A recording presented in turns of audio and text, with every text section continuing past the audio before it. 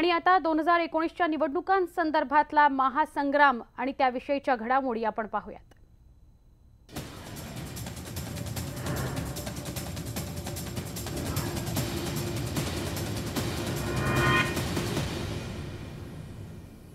लोकसभा निवडणुकीपूर्वीच शिवसेनेने विधानसभा निवडणुकीचे गणित सोडवण्याची अट भाजप समोर ठेवली आहे। येणारी लोकसभा आणि विधानसभेत युती करायची असल्यास शिवसेनेच्या अटी आणि शर्तींवरच युती होईल असं स्पष्ट शिवसेनेने भाजपला संकेत दिलेले सांगितलेलं आहे। एनडीएत भाजपचे मित्रपक्ष दूर होत आहेत, त्यातच शिवसेनेसारखा मित्रपक्ष ज्याने काल दिल्लीत चंद्राबाबू नायडू यांच्या उपोषण व्यासपीठावर जाऊन पाठिंबा दिला, त्यामुळे भाजपची चांगलीच कोंडी झाली आहे। त्यामुळे येणाऱ्या निवडणुकीत युती करण्यासाठी भाजपने पाऊल उचललंय, त्याला शिवसेनेनेही प्रतिसाद दिलाय। मात्र युती शिवसेनेच्या अटी आणि शर्तींवरच होईल हे शिवसेनेने स्पष्ट केलेलं आहे। याविषयी आपण अधिक जाणून घेऊया ग्राफिक्सच्या माध्यमातून। शिवसेनेकडून 2 लोकसभा मतदारसंघांची मागणी करण्यात आली आहे। शिवसेना 48 पैकी 24 मतदारसंघांमध्ये निवडणूक उमेदवार देणार। युती झाली तरी हातकणंगले लोकसभा मतदारसंघातून शिवसेना उमेदवार देणार आहे। लोकसभा निवडणुकीपूर्वीच विधानसभा जागा वाटप अंतिम करावं असंही सांगण्यात आलंय। शिवसेना भाजप यांच्यात 144 जागा वाटप असावं। शिवसेनेची युती भाजप सोबत असेल, भाजपच्या मित्रपक्षांशी नसेल। भाजपचे मित्रपक्ष हे त्यांचे नैसर्गिक मित्र आहेत, शिवसेनेचे मित्र नाहीत। भाजपला त्यांच्या मित्रपक्षांसाठी किमान 20 जागा सोडाव्या लागतील। थेट या सगळ्याविषयी बोलूया आमचे प्रतिनिधी उदय जाधव यांच्याशी।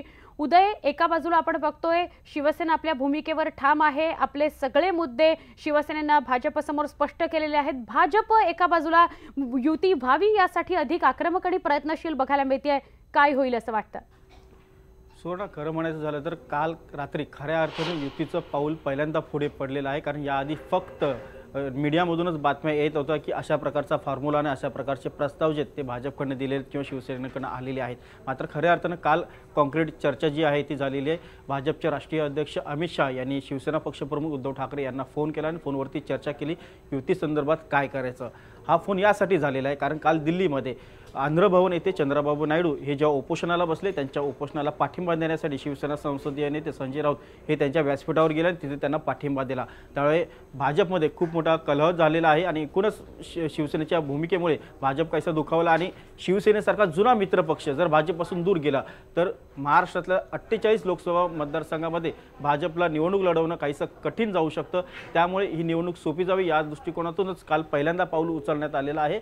आणि अमित शाह यांच्याबरोबर जी चर्चा झाली त्यामध्ये सर्वात महत्त्वाचं म्हणजे शिवसेनेच्या अटी आणि शर्तींवरतीच शिवसेना युती करायला राजी आहे असं स्पष्टपणे सांगण्यात आलेलं आहे। त्याचबरोबर या लोकसभा निवडणुकीपूर्वीच विधानसभा निवडणुकीचं गणित जे ते देखील सोडवलं गेलं पाहिजे। विधानसभा निवडणुकीच्या जागांचं वाटप जे ते देखील याच लोकसभा निवडणुकीमध्ये झाल्या पाहिजे असा आग्रही भूमिका शिवसेनेने ठेवलेली आहे। आणि या आग्रही भूमिकेमध्ये अधिक संवाद तुझ्याशी साधतो। मात्र आता पत्रकार संदीप प्रधान आपल्या सोबत आहेत। अनेक निवडणुका संदीपजी आपण जवळून पाहिलेल्या आहेत, राजकीय विश्लेषण आपण खूप चांगल्या पद्धतीने या सगळ्या घडामोडींचं करू शकता। काय सांगाल, काय वाटतं, युती होईल नाही होणार? शिवसेना कारण अनेक मुद्द्यांवर अडून आहे, विधानसभेचं गणित सुद्धा आता सोडवा असा मुद्दा त्यांनी भाजप समोर ठेवलाय, काय सांगाल? आहे पण तिने वाचले नाही। संदीपजी आमचा आवाज येतोय आपल्यापर्यंत? हो, येतोय। संदीपजी काय सांगाल, हे सगळं गणित युतीचं सुटेल का? यावेळेला युती होईल का? काय वाटतंय? नाही म्हणजे आता माझी पाळी आली किंवा आता माझी बारी आली असं जे ते वाक्य आहे ना, तसं आहे की मागच्या वेळी 2014 मध्ये संधीच नव्हती शिवसेनेला काही बोलण्याची, कारण भाजपकडे इतका मोठा मोदींचा करिश्मा असलेलं नेतृत्व होतं। आणि आता कुठेतरी शिवसेनेला वाटतंय की हीच वेळ आहे की ज्यावेळी आम्हाला जे हवं ते पदरात पाडून घेऊ शकतो आणि त्यामुळे जेवढं ताणून धरता येईल आणि जेवढं अधिकाधिक मिळवता येईल ह्याच्यासाठी शिवसेनेचा प्रयत्न चाललाय। कारण आज नाही म्हटलं तरी गरज ही भाजपची आहे। भाजपला टीडीपी असेल, आसाम गण परिषद असेल असे काही मित्र सोडून गेलेले आहेत। शिवसेनेचं आणि त्यांचं युद्ध सुरू आहे मोठ्या प्रमाणावरती जागा वाटपावरून। त्यामुळे अशा परिस्थितीमध्ये नवीन मित्र आता खरं पुढे जोडण्याची गरज भाजपला लागू शकते। अशा परिस्थितीमध्ये असलेले मित्रही गमवायचे नाहीयेत। आणि त्यामुळे हे चित्र जे आहे ते त्याच्यामुळे दिसतंय. मला असं वाटतं अजूनही की युती होऊ शकते, युती होणारच नाही असं काही मला वाटत नाही. पण शिवसेनेला जोपर्यंत त्यांच्या समाधानकारक असं काही पदरात पडत नाही, विशेष करून त्यांना विधानसभेमध्ये जास्त रस आहे, तिथल्या त्यांना जास्त जागा हव्यात. मुंबईमध्ये भाजप मागच्या वेळी पुढे गेली एका जागेने मुंबईत, हे मला वाटतं शिवसेनेच्या मनाला जास्त लागलंय. आणि त्यामुळे यामध्ये जोपर्यंत शिवसेनेचं समाधान होत नाही तोपर्यंत काही युती होणार नाही. आणि यावेळेला भाजपला गरज असल्यामुळे भाजप सुद्धा 2-4 पावलं मागे जाऊ शकते. नक्की. संदीप, धन्यवाद आपण सविस्तर या सगळ्याचं विश्लेषण केल्याबद्दल. पुन्हा एकदा आमचे प्रतिनिधी उदय यांच्याकडे आपण जाणार आहोत. उदय, जसं संदीप प्रधान म्हणतात त्यांनी तर सुरुवातीलाच एक वाक्य उच्चारलं की आली रे आली आता माझी बारी आली. हा एक डायलॉग त्यांनी म्हटला की यासारखी आत्ता शिवसेनेची परिस्थिती आहे किंवा शिवसेनेचा मान आहे आत्ता. तुम्ही काय सांगाल, आकड्यांचं गणित काय सांगताय? बरोबर आहे. शिवसेनेच्या हातामध्ये आता खूप काही गोष्टी आहेत. सर्वात महत्त्वाचं म्हणजे शिवसेनेची प्रमुख मागणी केली ती म्हणजे लोकसभा निवडणुकीमध्ये शिवसेनेला 2 अतिरिक्त लोकसभा मतदारसंघ हवेत आणि त्याचबरोबर याच लोकसभा निवडणुकीमध्ये विधानसभांच्या जागांचं गणित जे ते देखील सोडवलं गेलं पाहिजे.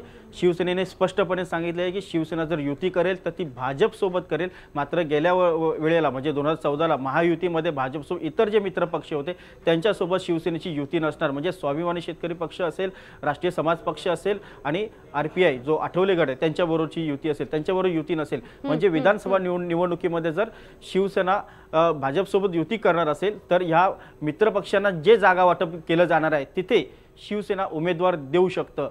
144-144 असा फॉर्म्युला हा अंतिम ठरू शकतो विधानसभा निवडणुकीसाठी. 288 एकूण जागा आहेत, त्यापेक्षा 144 आणि 144 असं शिवसेना भाजप जागा वाटप होईल. आणि त्यापैकी भाजपच्या वाट्याला जे 144 जागा येतील त्या 144 जागांपैकी किमान 20 जागा या मित्र पक्षांना भाजपला सोडाव्या लागतील. आणि ह्या 20 जागांवरती सुद्धा शिवसेना उमेदवार देण्याची शक्यता आहे. त्यामुळे शिवसेनेचे उमेदवार एकूण 288 पैकी 144ने वाढून अधिक 20 जागा जर आपण जमा केल्या तर 164 पर्यंत हा आकडा जो आहे तो जाऊ शकतो. त्यामुळे शिवसेना जी रणनीती आहे ते एक प्रकारे चक्रव्यूह त्यांनी जे बनवलेलं ते ह्या अशा प्रकारचं बनवलेलं आहे जेणेकरून शिवसेना विधानसभेमध्ये अजय राहील, शिवसेनेचा मुख्यमंत्री विधानसभेमध्ये बनेल. अशा प्रकारचं हे एकूण शिवसेनेची रणनीती आहे. त्याला अंतिम स्वरूप किती येणार आहे हे येणारी वेळच सांगेल, कारण भाजप या प्रस्तावाला किती मंजुरी देईल हे देखील पाहावं लागणार आहे. या दोन्ही अटी आणि शर्तींवरती शिवसेना युती करण्यासाठी राजी होणार आहे.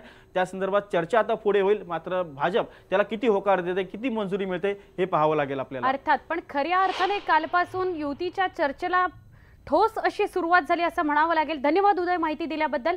राजू शेट्टी मात्र महागाडीमध्ये जाणार नाहीयेत अशी माहिती सूत्रांनी दिली आहे. येत्या 4 ते 5 दिवसांमध्ये स्वाभिमानी शेतकरी संघटनेच्या राज्य कार्यकारिणीमध्ये निर्णय घेण्याची शक्यता व्यक्त होते. जागा वाटपाबाबत काँग्रेस आणि राष्ट्रवादी काँग्रेसकडून कोणताही प्रतिसाद मिळत नसल्यानं राजू शेट्टी नाराज आहेत. परिणामी शेट्टी एकला चलो रेचा नारा देण्याची ही शक्यता व्यक्त होते. दरम्यान राजू शेट्टींच्या स्वाभिमानी शेतकरी संघटनेची 7 ते 9 जागांवर लोकसभा निवडणूक लढवण्याची तयारी असल्याचं समजतंय.